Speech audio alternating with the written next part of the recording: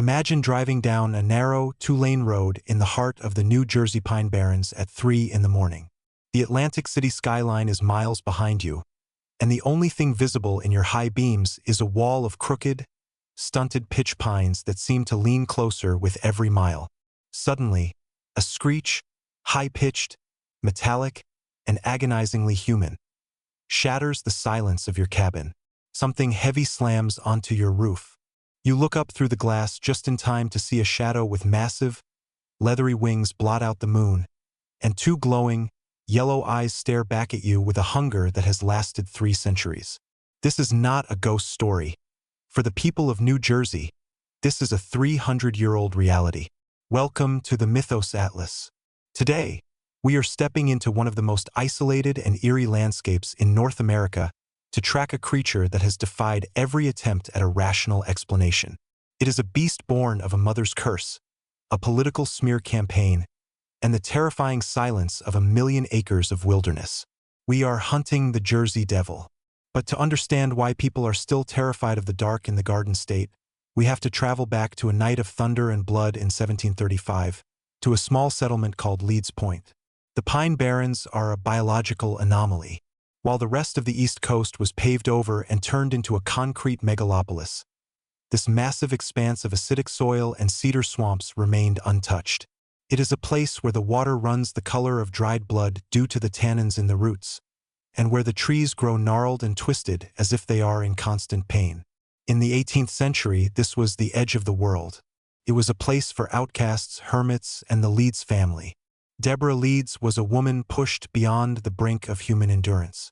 Living in a cramped, drafty farmhouse during a time of grinding poverty, she found herself pregnant for the 13th time. In the 1700s, 13 was more than a number. It was a cosmic weight, a sign of a life cursed by misfortune. Legend tells us that as the labor pains began on a night when the Atlantic gales were tearing at the shingles of her roof, Deborah looked at the ceiling and screamed a curse that would echo through history. "Let this one be a devil." The birth was at first unremarkable. The midwives present recorded a normal, healthy baby boy. But as the storm outside reached a crescendo, the room grew unnaturally cold. The infant began to change. His skin darkened into a leathery, obsidian hide. His face elongated, the nose flattening and the jaw widening into the snout of a horse or a stag. Massive, bat-like wings erupted from his shoulder blades, tearing through his swaddling clothes with a wet, visceral sound. His hands curled into obsidian talons, and his legs hardened into powerful, bird-like limbs ending in cloven hooves. A long, serpentine tail whipped behind him, striking the furniture like a lash. The creature let out a shriek that supposedly killed the fire in the hearth. It attacked the terrified midwives, clawed its way up the chimney, and vanished into the stormy night. Mother Leeds was left in the dark, her curse fulfilled, and the Pine Barrens had its king. From that moment on, the Leeds Devil became the shadow that haunted every campfire and every lonely trail in South Jersey. But as we peel back the layers of this myth, we find that the curse might have been more human than supernatural. The real Daniel Leeds, the patriarch of the family, was a man of science and astrology.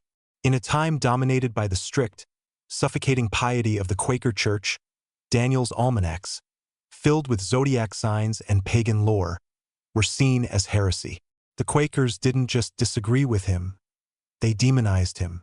They called his works Satan's books and labeled Daniel himself as a devil. When his son Titan Leeds took over the business, he entered a legendary war of words with Benjamin Franklin. Franklin, using his famous wit, used his own almanac to mock the Leeds family, jokingly predicting Titan's death and claiming he had returned as a ghost to haunt the state. This political and religious character assassination provided the fuel, but the Pine Barrens provided the spark. For over a century after the Leeds birth, the creature was seen by the highest levels of society. Commodore Stephen Decatur, a naval hero, claimed to have fired a cannonball directly at a winged beast while testing ammunition at the Hanover Iron Works. He watched the ball pass right through the creature's chest, only for the beast to flap its wings and fly away as if it had been hit by a light breeze. Even royalty wasn't exempt. Joseph Bonaparte, the former king of Spain and brother of Napoleon, moved to a grand estate in Bordentown, New Jersey, after his exile. While hunting in the woods one afternoon, he came face to face with a creature he could only describe as a winged dragon with the head of a horse. Bonaparte was a man of the Enlightenment, a man who didn't believe in fairy tales. Yet he was so shaken by the encounter that he spoke of it for the rest of his life. By the mid-1800s, the Jersey Devil had moved from a local legend to a documented phenomenon. Farmers began finding their livestock mutilated in ways no wolf or bear could manage. Sheep and cows with their throats torn out, but no meat eaten, as if the attacker was killing for sport or blood alone.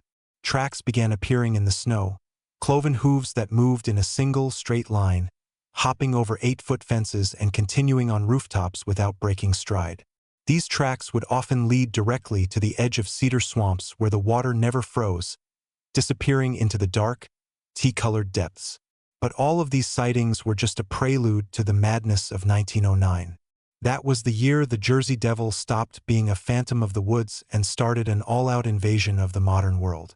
For 6 straight days in January, the entire state of New Jersey was plunged into a state of emergency. This wasn't just a few drunken hunters telling tall tales. This was a mass witness event involving thousands of people, from trolley car drivers to police officers and city officials. It began in Woodbury, where a man saw a glowing-eyed creature flying over the street. By the next morning, thousands of cloven footprints were discovered across the city, appearing on windowsills and high ledges. In Bristol, Pennsylvania, across the river, a group of men cornered the beast in a dark alley. They described a creature 5 feet tall with the head of a collie and the wings of a bat. When they approached, it unleashed a scream that sent them running in terror. The panic became so intense that schools were closed across the region. Factories were shut down because workers refused to leave their homes. The Philadelphia Zoo put out a $10,000 bounty, and armed posses roamed the Pine Barrens with shotguns, firing at every shadow.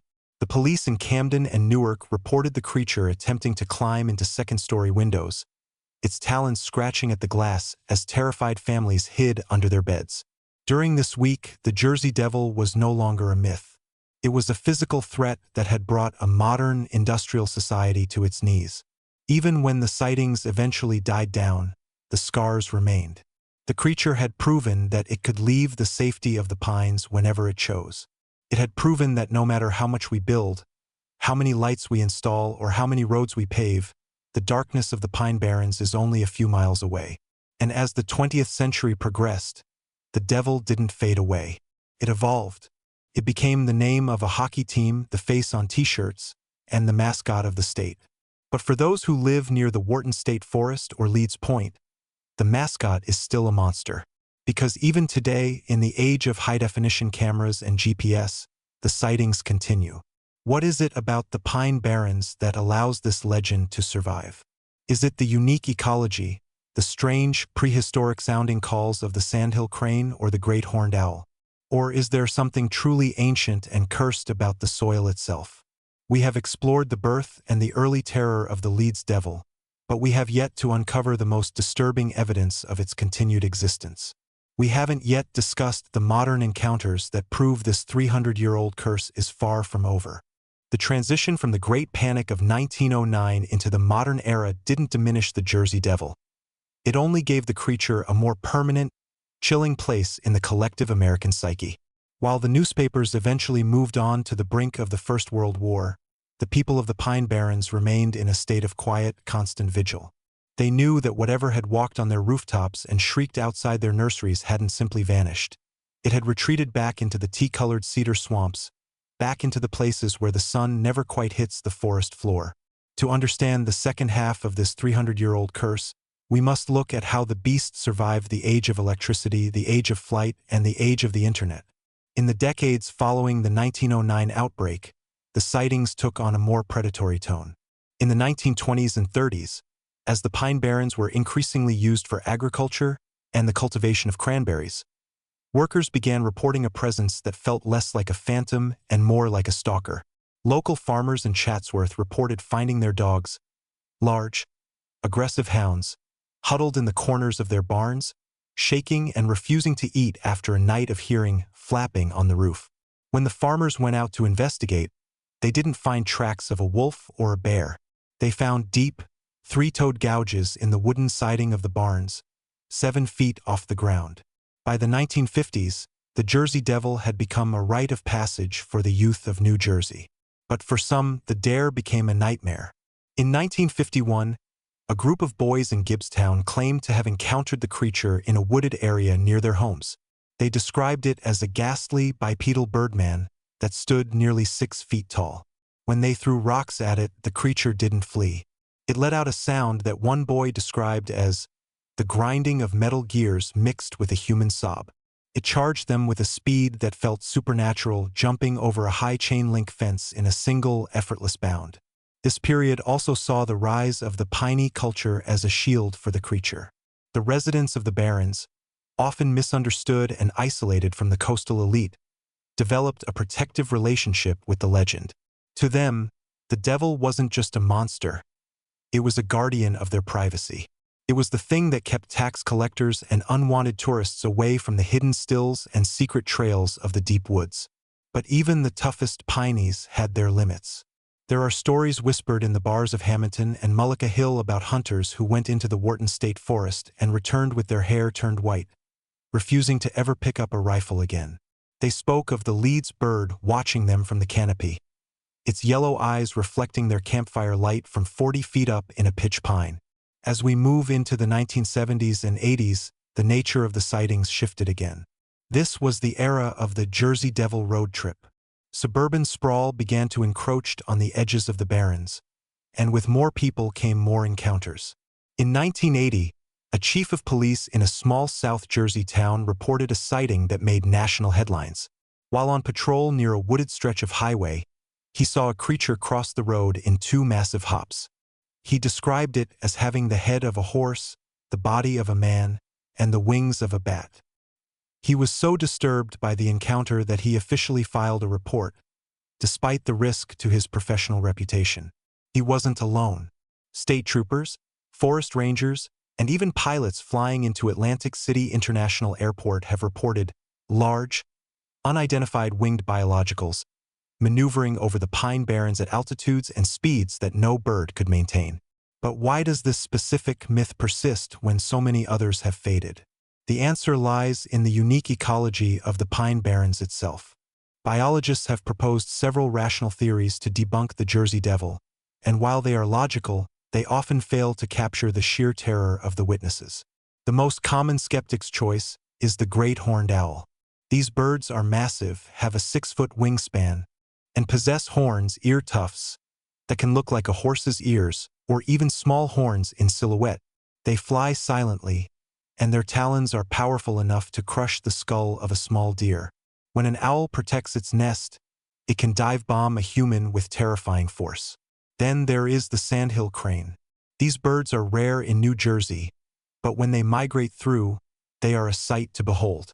They stand 4 feet tall, are covered in gray, leathery-looking feathers, and have a red patch on their head that can glow like an eye in a flashlight beam. Most importantly, they have a voice that sounds like a prehistoric rattling scream. If a city dweller from Newark or Philadelphia encountered a sandhill crane in a dark swamp, they would undoubtedly think they had seen a demon. However, these explanations don't account for the high strangeness that surrounds the Jersey Devil. They don't explain the cloven hoof tracks found on the tops of snow-covered cars.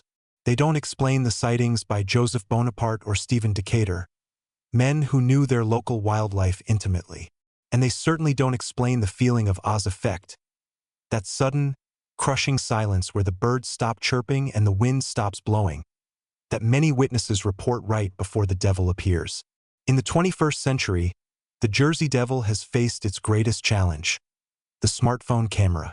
In an age where everyone carries a high-definition recording device, you would think the mystery would be solved. Yet, the footage that emerges is always frustratingly blurry, always just out of focus, or always obscured by the thick, gnarled branches of the pines. In 2015, a man driving near Egg Harbor City captured a video of what appeared to be a large, winged animal flying alongside his car. The footage went viral, sparking a new wave of devil fever. While skeptics claimed it was a drone or a hoax, local residents were less certain. For them, the jerky, unnatural movement of the wings in the video perfectly matched the descriptions handed down through their families for generations. Today, the Jersey Devil is a multi-million-dollar industry. It is the mascot of the New Jersey Devils NHL team, a symbol of pride for a state that is often the butt of the nation's jokes. But this commercialization hides a darker truth. If you go to Leeds Point today, down to the end of the road where the salt marshes meet the woods, the air feels different. There is a plaque commemorating the birth of the 13th child, but the locals don't treat it like a tourist attraction. They treat it like a warning. The curse of Mother Leeds is not just a story about a monster. It is a story about the endurance of the unknown. It is a reminder that New Jersey, the most densely populated, industrialized state in the Union, still has a heart of darkness that refuses to be mapped. The Pine Barrens are a million-acre reminder that we are not the masters of this land. We are merely guests on the edges of a wilderness that belongs to something older, something faster, and something that was born from a mother's scream in 1735. As the sun sets over the twisted pines and the tea-colored water of the Mullica River begins to turn black, the Mythos Atlas closes this chapter. But the map remains open, because as long as there are shadows in the woods that headlights can't reach, and as long as there are sounds in the night that science can't name, the Jersey Devil will continue to fly. He is the spirit of the Barrens, the 13th child, and the living proof that some legends don't need to be true to be terrifying. They just need to be waiting in the dark. Keep your eyes on the tree line, stay on the paved roads, and if you hear a shriek that sounds like a woman's scream coming from the top of a pitch pine, don't look up, just keep driving. Thank you for exploring the Pine Barrens with the WA Mythos Atlas. If you have your own encounter or a legend from your hometown you want us to map next, leave a comment below. Don't forget to like, subscribe, and hit the bell icon. Unless, of course, you're too afraid of what's waiting in the next chapter. Next time, we cross the Atlantic to the mist-shrouded islands of Scotland to face a demon so grotesque it has no skin to hide its rot. Get ready for the Naclavi. Until then, stay safe in the shadows.